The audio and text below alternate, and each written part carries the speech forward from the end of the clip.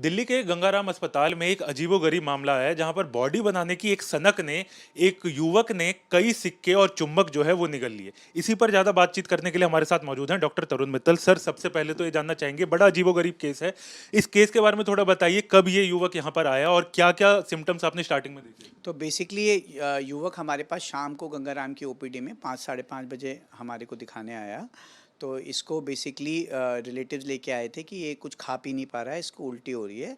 और उन्होंने ही बताया कि हिस्ट्री है कि भाई उसने कॉइन और मैग्नेट खाए हैं।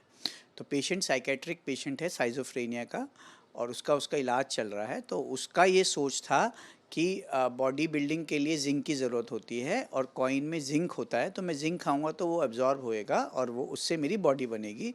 उसने मैग्नेट इसलिए खाए कि कॉइन को वो चिपका के रखेगा और एब्जॉर्प्शन ज़्यादा होगी।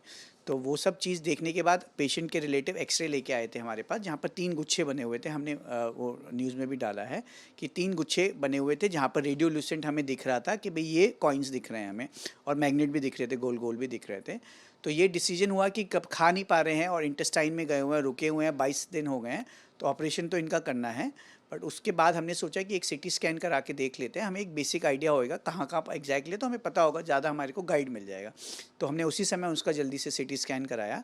तो सिटी स्कैन में जब हमने देखा कि एक तो पेट के ऊपर स्टमक कहते हैं उसमें थे कुछ गुच्छे, और 2 गुच्छे प्रॉक्सिमल इंटेस्टाइन और डिस्टल स्मॉल इंटेस्टाइन में थे। और वो दो मैग्नेट क्या होता है कि एक ऊपर की तरफ मैग्नेट, एक नीचे की तरफ मैग्नेट, मैग्नेट चिपक जाती है एक दूसरे से।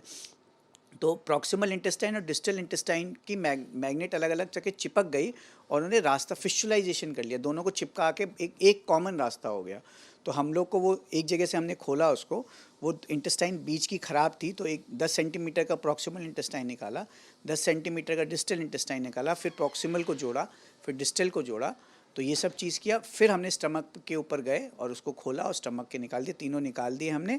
और फिर उसके बाद एक्सरे करा के देखा हमने कि भाई अब सारे निकल गए हैं। पेशेंट हमारे साथ 7 दिन रहा, धीरे धीरे करके हमने पहले उसको लिक्विड डाइट दी, फिर खाना दिया। अब वो घर पे है, खा पी रहा है, अच्छा है, स्वस्थ है। और साइकेट्रिक डॉक्टर को भी हमने ऑपरेशन के बाद दिखाया कि वो एक बार देख लें, और कोई और ट्रीटमेंट दवाइयाँ देनी है तो उसको वो गाइड कर दें। सर, चुंबक आपने बोला उसने खाया है, तो उस चुंबक का साइज क्या होगा, सिक्कों का साइज क्या था? और ये मतलब परिवार, आप कह रहे हैं कि परिवार को पता था, तो क्या किसी ने रोक? परिवार को बाद में पता चला, वो अपने आप जाता था शॉप पे, जाके लेके आ जाता था। परिवार को जब वो उल्टी हो रही थी, जब उसने बताया, तो ये 1 रुपये के कॉइन थे, 2 रुपये के कॉइन थे, 5 रुपीज़ के कॉइन्स थे।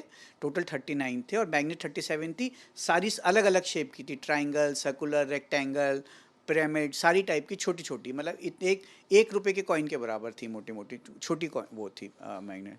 सर, कितने दिन पहले क्या युवक साहब की बात हुई कि कितने दिन पहले उसने ये सब लेना शुरू? 22 दिन पहले, जब हमारे पास आया उसके 22 दिन पहले से उसने स्टार्ट किया था ये लेना।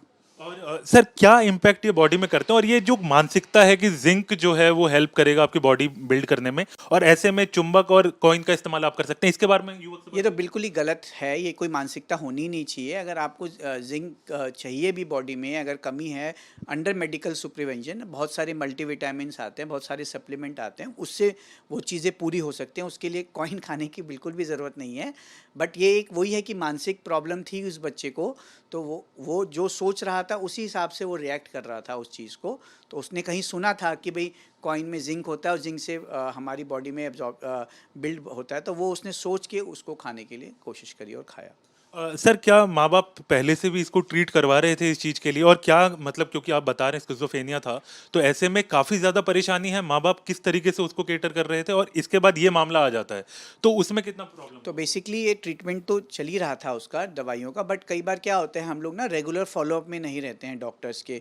कुछ दवाई ले ली, फिर बीच में डॉक्टर ने 1 महीने बाद बुलाया तो हम 3 महीने बाद जाते हैं, कई बार नहीं जाते हैं, कई बार लगता है कि छोड़ो, अभी ये दवाई तो चल ही रही है। हम रेगुलर फॉलोअप में रहना बहुत ज़रूरी होता है। अगर रेगुलर फॉलोअप में होता तो हो सकता है ये टेंडेंसीज पता चल जाती, डॉक्टर पहले ही बता देता कि भाई इसको ये है। कई बार पेशेंट रिलेटिव्स को नहीं बताते हैं अपने, बट डॉक्टर को फिर भी बताने की कोशिश करते हैं। सर, जिस समय यहाँ पर वो आया, क्या उसकी कंडीशन इतनी खराब थी कि उसका तुरंत जो है ऑपरेशन जो है वो शुरू किया जाना मतलब आपको पड़ा, कि जैसा बता रहे जी जी जी बिल्कुल, क्योंकि पेशेंट 22 दिन से कुछ खा पी नहीं पा रहा था और इंटेस्टाइन रुकी हुई थी। तो ये एक इमरजेंसी होती है जो एकदम से ऑपरेशन करना चाहिए। हमने उसी दिन शाम को इसका ऑपरेशन कर लिया था। कई बार ये कॉइन फट भी सकते हैं इंटेस्टाइन के, और पूरी गंदगी पेट के अंदर जा सकती है, तो इसलिए भी बहुत ज़रूरी था कि हम इसको हटा दें उसी समय। सर आप ये भी कहें, मतलब अगर हम कहें कि अगर थोड़ी और देरी होती तो ये मौत भी हो सकती थी उसी वक्त? हाँ, मतलब परेशानी वाली बात तो है। देखो, मौत, यंग लड़का है तो थोड़ा सा मेडिकल मैनेजमेंट अच्छा है। मौत तो मतलब बहुत रेयरेस्ट ऑफ रेयर में हो गया। बहुत ही नेगलेक्ट कर दिया कि भाई फट भी गई इंटेस्टाइन और फिर भी हॉस्पिटल में नहीं आ रहे हैं, फिर भी घर पे इलाज करा रहे हैं। बट जनरली वो चीज़ तो नहीं। बट हाँ, सर्जरी बहुत कॉम्प्लिकेटेड हो गई थी। 2 इंटेस्टाइन हमने जोड़ी थी, तो अब ये अगर ये लीक कर जाते, जो टाँके हमने जोड़े हैं लीक कर जाते, तो पेशेंट को सेप्सिस होना, फिर कई बार लैट्रिन का रास्ता बाहर बनाना पड़ता है टेम्परेरी, वो सब चीज़ें होती।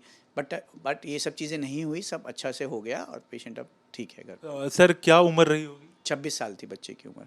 और सर अभी क्या कंडीशन है और क्या आने वाले दिनों में क्या आप लगातार इसको मॉनिटर करेंगे? हाँ, हाँ, मतलब बेसिकली अब तो ठीक है, खा पी रहा है, कुछ टाँके लगे हुए हैं, उसकी ड्रेसिंग वगैरह हो रही है, और अभी हमें थोड़े दिन में दिखाने आएगा तो फिर हम टाँके निकाल देंगे। बट मेन चीज़ अब उसका, हमें साइज़ोफ्रेनिया का इलाज अच्छा होना चाहिए ताकि उससे वो बीमारी को कंट्रोल में रखें, और कोई ना कोई रिलेटिव उनके साथ रहे जब तक ये कंट्रोल नहीं होते, ताकि सुपरविजन में रहे, अकेले ना छोड़ें उसको। बहुत बहुत शुक्रिया सर बात करने के लिए। तो हमारे साथ डॉक्टर तरुण मित्तल थे, उन्होंने ये पूरा मामला बताया और आपने भी सुना कितना अजीबोगरीब ये मामला है। तो अगर देखिए कि एक सनक होती है जिस तरीके से कि बॉडी बनानी है और उसके बाद इस तरीके से ये मामला सामने आता है और कितनी बड़ी परेशानी में ये तब्दील हो जाए, इसका अंदेशा आप लगातार आप इस बात से समझ सकते हैं। तो इसलिए डॉक्टर्स की मदद जो है आपको हमेशा हर चीज़ के लिए लेनी चाहिए। अगर आपको लगता है कि आपको जिंक की ज़रूरत है तो उसके लिए टैबलेट्स आते हैं, उसके लिए आप डॉक्टर की मदद ले सकते हैं, सब्सक्रिप्शन ले सकते हैं, डॉक्टर जो है प्रिस्क्राइब करेंगे वो दवाई,